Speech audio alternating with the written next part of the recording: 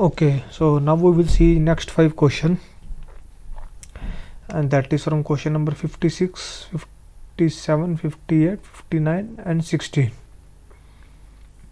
and these are related to the GCP PD exam, that is the professional data engineer exam. So let's start. In the question number 56, what is given? You have enabled the free integration between Firebase Analytics and Google BigQuery. Okay, Firebase now automatically creates a new table daily in BigQuery. Okay, in the format app events mmdd. Okay, so one service, we have two services basically. One is a Firebase service and another is the Google BigQuery. So what Firebase is doing is, Firebase is like on the daily basis. So note the keyword, it's a daily basis. It is creating a one table into the BigQuery, and the table format is app events mmdd. You want to query all the tables for the past 30 days in a legacy SQL.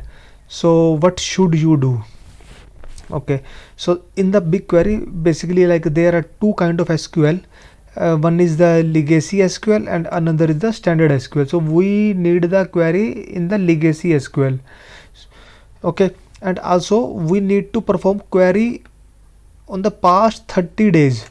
So let's suppose like the table name is 01 01 2001, 02 01 2000 2001, 03 04 05. So like let's for the 30 days we have 30 tables, and we want to query all the tables. So like what should we do? So in the standard SQL, okay, let's read the first options. So use the table date range function. So that is the correct. I will explain you why this is correct, but let's look the other option why these are incorrect. So use the where partition time pseudo column. So first thing is that like they told that okay, do one thing, use the where partition time pseudo column. So where partition time pseudo column generally like give the like partition time. So if I Google it, where partition time,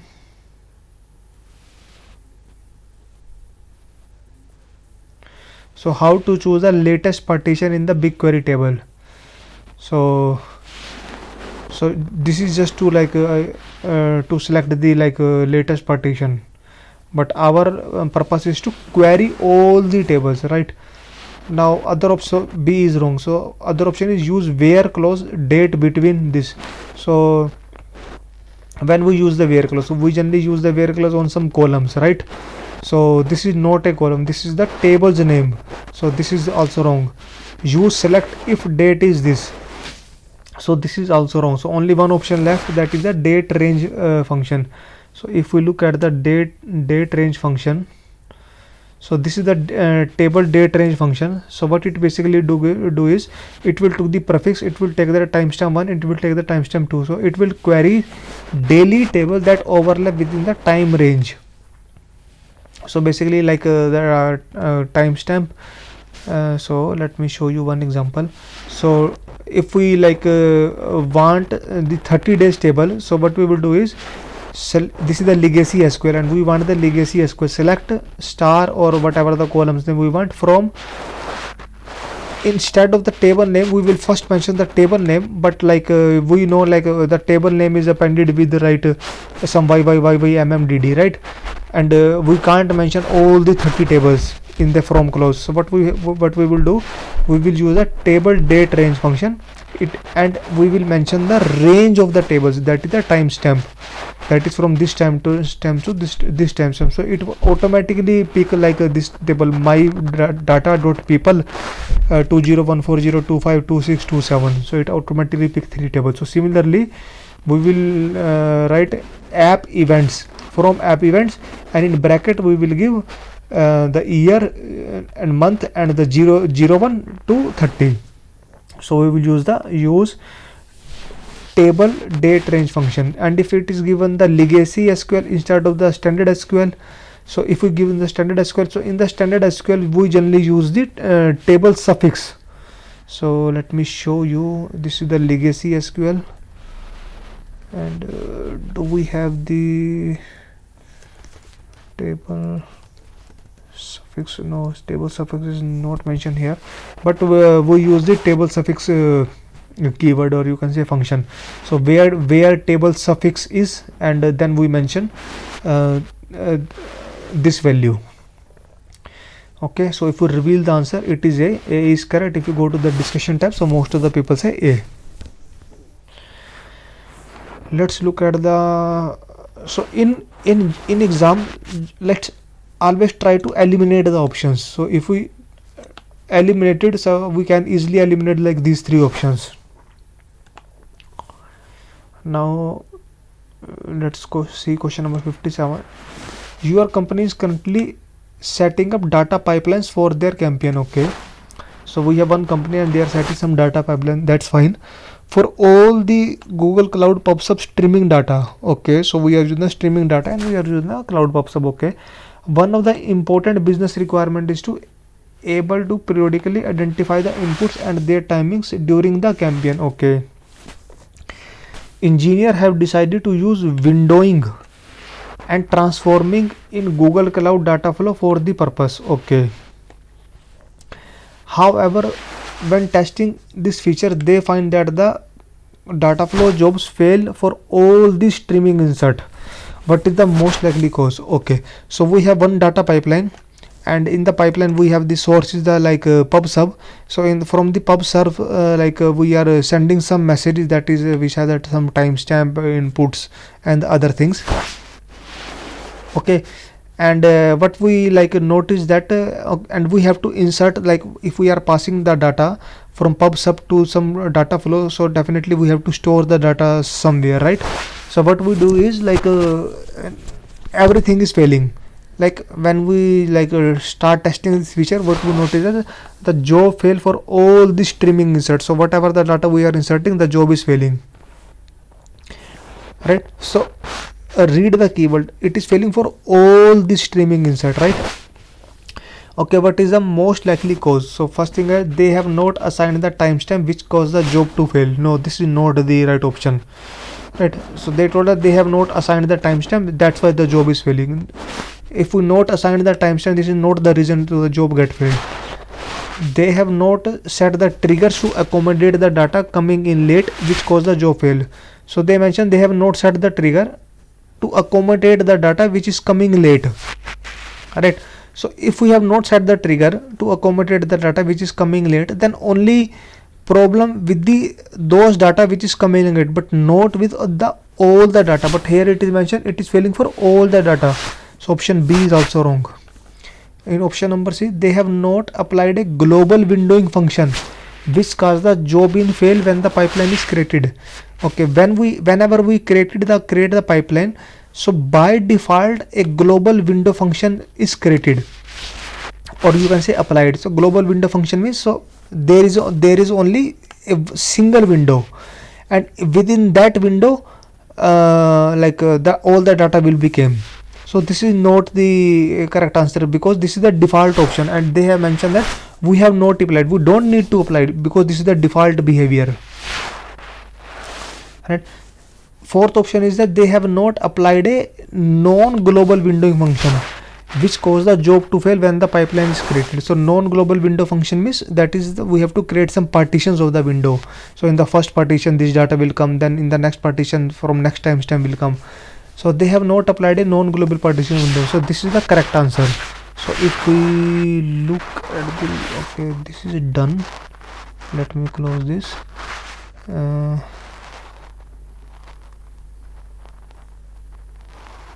Creating partition. So 1 minute.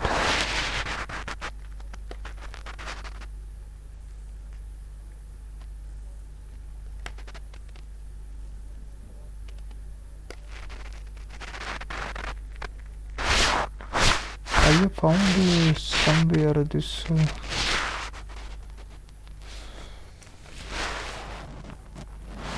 yeah, so non-global windowing here I have managed to read somewhere. Hold on a minute.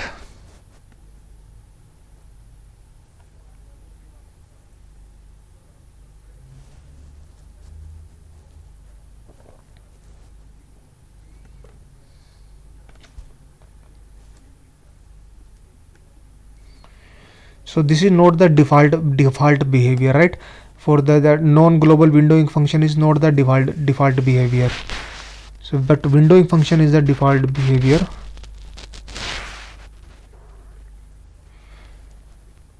Yes, read here. If you do not set a non-global windowing function or a non-default trigger for your unbound, so your pipeline will generate an error when constructing and your job will fail. So this is the official documentation, and the same thing is happening, like saying here, why the job is failing, because the one of the reason is we have not applied a non-global window function, and that is caused the pipeline to be failed. So here it is also mentioned that we have not applied the non-global windowing function or non-default trigger for your unbounded P collection, and subsequently use a grouping transformation, and your pipeline will generate an error upon construction and your job will fail. Okay, so correct answer is option number D. If we reveal, they said option number C is not the correct answer, option number D is the correct answer. If you go to the discussion tab, most of the people say option number D. Okay, question number 58. You architect a system, analyze seismic data. Okay, you extract, transform and load process runs a series of MapReduce job on a Apache Hadoop cluster. Okay, the ETL process takes days to process a data set because some steps are computationally expensive. Then you discover that the sensor calibration step has been omitted. Okay, how should you change the ETL process to carry out the sensor calibration systematically in the future? Okay, they told that we have like seismic data, that is like earthquake seismic waves, right? Earthquake waves data, and we pass this data, we extract this data, that is actually we perform the ETL, that is we extract the data, we transform the data, we load the data, and we did this ETL using the Apache Hadoop cluster, that is using the MapReduce jobs. Okay, and we have noticed that the ETL process taking a days to process this data, that is just to perform these steps, and these are computation expensive. Okay, but later on we discover that we miss some steps. We have already created like a whole pipeline or all the MapReduce jobs, but later we discovered that like okay, we missed one step, that is the seismic calibration step. Okay, then how you change your ETL process to carry out seismic calibration? So we know like we have already set up our process, but after that we notice that like we miss one step. So how we will like change our system? Like shall we like change the code or shall we add some extra step? Okay, let's look at the option. So first option is the modifying the transform MapReduce jobs to apply sensor calibration before they do anything else. Okay, they told that we missed this step now, so do one thing. So in the modify the transform MapReduce jobs and apply the sensor calibration steps, so that is modifying the existing jobs. So one option is this, so this will definitely work. But let's look the other option. Introduce a new MapReduce job to apply sensor calibration to raw data and ensure all MapReduce jobs are changed after this. So they told that okay, we have a series of MapReduce jobs, right? So just create a one more job before all these jobs, and like so that the first job should be like a sensor calibration step and rest all the other jobs. So this will also work. Third option is add sensor calibration data to the output of the ETL process and document. So if we add this step to the output of the ETL process, so how, so what is the use? It has no use, because like here it is mentioned our process was taking so long, and later on we discover that okay, this step is missing because this step we should need to perform earlier. That's why like these steps are taking some days, right? And they told that okay, we will add these steps after all these steps, though we have to add this step before all these steps, right? So this is wrong. Develop an algorithm through simulation to predict the variance of output data from the last map reduced job from an calibration factor and apply the correlation to all data. So this is also wrong. They told that you need to develop an algorithm and apply on the last map reduced job. So this is also wrong. So C and D totally wrong. Now we have the option number A and B. A and B like both looks okay, but which option we will select, because we need to select only one option. So as per me, option B looks like more better option than A, because in this we just need to add a one extra job, and we need to add in our existing ETL pipeline, and there is no need to touch the other jobs. Alright, but the first step is say the modify the transform map reduce jobs. So in this let's suppose we have 10 jobs, we need to modify all the 10 jobs, but in this step we just need to introduce a one job, and rest all the jobs will be remain same. So as per me, option B looks okay. If we reveal the answer, they said A. So out of A and B, I'm not sure which option is correct. But if you go to the discussion tab, so one people said A, which get upvoted 13 times, but rest of the people say it should be B. And the same people, same person, this person said that okay, so the answer should be between A and B, but he will choose A. So now it's up to you. Where is the question? Okay, so now it's up to you whether you modify all the jobs, whether you will go with this step, or whether you just introduce a new job. So I am going with the option number B. So question number 59.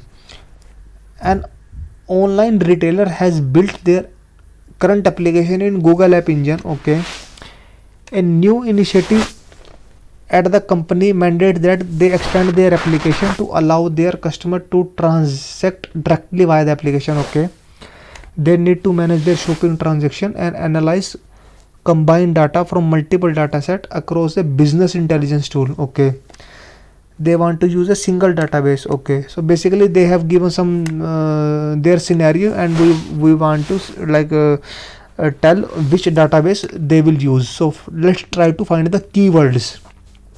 Right, so they told that okay, they created some application, now they are they have some taking some initiative, but they are saying that within the current application now the customer will do the some transactions directly. So it is the transactional data. Okay, and the second thing is that they told that they need to manage some shopping transactions, so it's a transaction data. And third thing is that they want to analyze and combine the data using a BI tool. Okay, so one is the transaction, and another is they want to do some analysis as well using the BI tool. So out of these, which option will do? So BigQuery, shall we use BigQuery? So for the analysis purpose it is okay, but BigQuery is we never use for the transaction, so BigQuery is totally wrong. So second is the Cloud SQL. So Cloud SQL is the transaction purpose is okay, and Cloud SQL is also okay for the BI tool, because in the Cloud SQL we have the SQL BI tool, so we can use the Cloud SQL. So Cloud SQL perfectly work here. One is the Cloud Bigtable. So again the Cloud Bigtable not used for the transaction purpose, so Cloud Bigtable is also wrong. So fourth is the Cloud Data Store. So Cloud Data Store also we can use, though it is a no SQL, but still we can use the data store for the transaction, and also we can do the the analysis. But generally for the transaction, if we have the SQL option, we will go with the SQL, and we have the BI tool as well available in the SQL. So if we go with the answer, they told that C, option number C, that is the Bigtable. So Bigtable is not the correct answer, but the Cloud SQL is the answer. So most of the people say it is the Cloud SQL.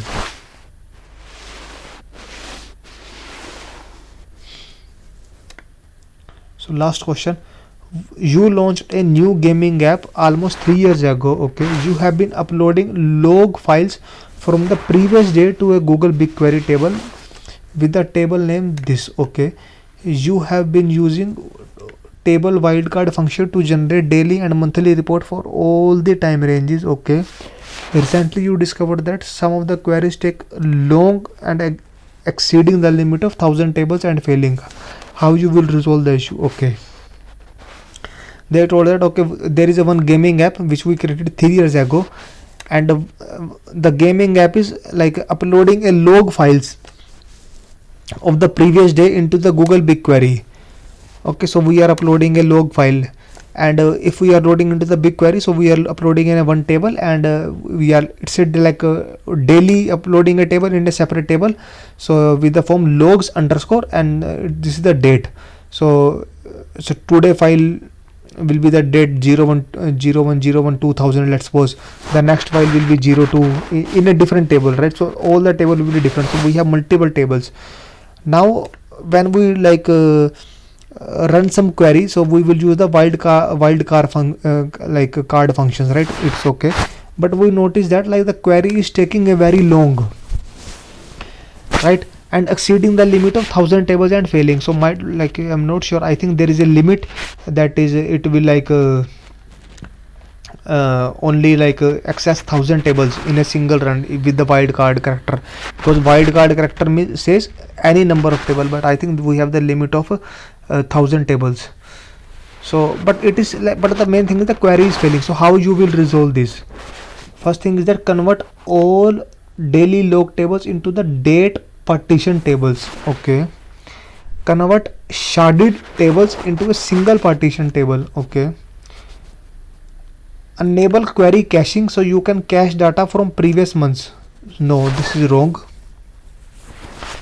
because the job is failing. It is like with the limit of 1000 tables, so caching will not work here, so this is wrong. Create separate views to cover each month and query from other views, so this is also like wrong. So C and D is totally wrong. Let's look at the option number A and option number B. So option number A says that convert all the daily logs table into the date partition table. So tables, so what will be the user, like if we will like convert each table into the date partition table? So date partition table only will work when we have to use some like where clause, so that like it will like search in a particular range rather than like searching for the whole table. So this will like not a good option here. Convert the sharded tables into a single partition table, so this will work here. Why this will work here? So as part of the sharded tables, so sharded tables means like there are multiple tables, or you can say multiple partition tables. So like let's suppose we have the 1000 tables, so we have 1000 tables and 1000 metadata of the tables. So if we have to like run a query on all the 1000 tables, so we have to access the metadata from all the 1000 location, and we have to like